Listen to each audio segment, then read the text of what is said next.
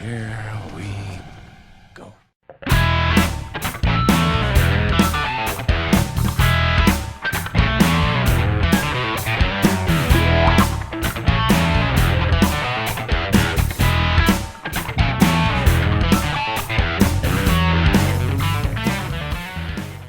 Since as far back as I can remember, people have wanted to see these characters, two of the most popular characters in comic book history, go head to head.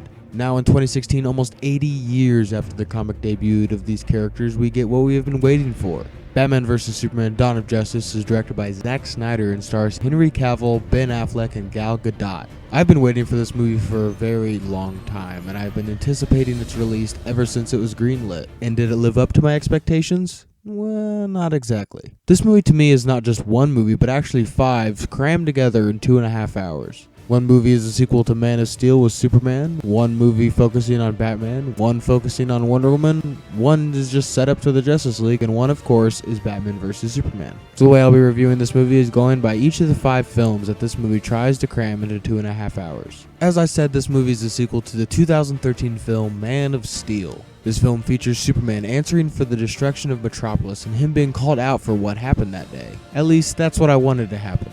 Instead, the only people who really seem to care about what happened are Bruce Wayne and this guy.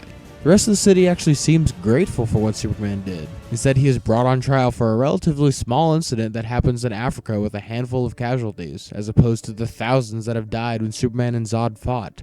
I felt as if they would have focused on the Metropolis incident and have Lex Luthor framing Superman for a various number of things, making the public turn on him, that would have made for a much more cohesive and comprehensible storyline. This is also the first introduction we have to Batman in this universe, portrayed by Ben Affleck. This, in my opinion, is the best part of the movie. Although I wish that we would have had a solo Batman movie before this one, and I say again, a solo film. Not necessarily an origin story, but in my opinion, Ben Affleck is one of the best actors to play Batman.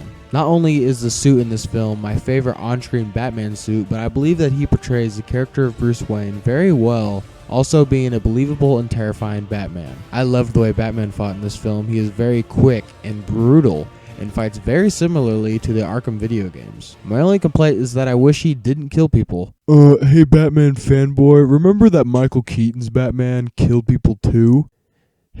Yes, I realize this, but I didn't say I like it when Keaton's Batman killed people either. To me, it really takes the potential inner conflict with Batman away, especially with the Joker coming into this franchise. Something that makes the constant feud so great between Joker and the Batman is the relentless character who doesn't stop, and Batman can't do anything about it. He cannot kill him. With this Batman, I find it hard to believe that he wouldn't be dead within the first encounter with Batman. Jeremy Irons' Alfred does a very good job as well. My biggest problem with this movie by far is how much setup it has for Justice League. 95% of this movie is lazy setup for the upcoming Justice League films. So lazy, in fact, that it makes The Amazing Spider-Man 2 look good. Literally, it shows footage of the 3 members being added to the team for no reason. It's just so us fans can go, oh hey, look, it's The Flash. Oh hey, look, it's Aquaman. Oh hey, look, it's Cyborg. Story-wise, it makes absolutely no sense for these characters to be included. Not to compare this movie to Marvel, but can you imagine if in Iron Man, Nick Fury came to Tony Stark and was like,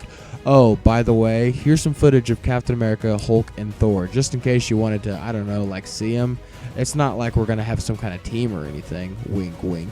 The reveal of these characters is so lazy and so unwarranted that when they revealed them, I was just sitting in the theater shaking my head because I could not believe how lazy it was. And they also spend the last half hour of this movie trying to make you believe that they killed Superman, but if you have something that resembles intelligence, you'll know that they wouldn't kill off the main leader of the Justice League just as the franchise was beginning. And oh yeah, Wonder Woman is in this too, but she says maybe like 25 lines, so there isn't much to say. The suit looks great. Gal Gadot did a pretty good job. Action was cool, it was nice to see her on screen for the first time, just wish it was a little longer and the story actually required her presence.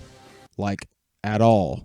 Like, even just a little bit. This movie is also way more complicated than it needed to be. It should have just been what the title said and be Batman vs. Superman. Forget all that Dawn of Justice crap. A big problem this movie has is they tried to cram several movies into one and it just didn't work. I didn't think Lex Luthor was fleshed out enough to even be able to comprehend some kind of reasonable motive, Speaking of which, I don't know if Jesse Eisenberg decided to act like the way he did or if it was more of a Snyder's directing thing, but either way, I wasn't into it. They shouldn't have had Wonder Woman in this movie. They should have focused on what everyone paid to see, which is Batman fights Superman, which in all actuality lasted about 10 minutes and ends in the most unsatisfying way possible. This movie had some good, but it also had a lot of bad, so I'm going to give Batman v Superman: Dawn of Justice a 6 out of 10.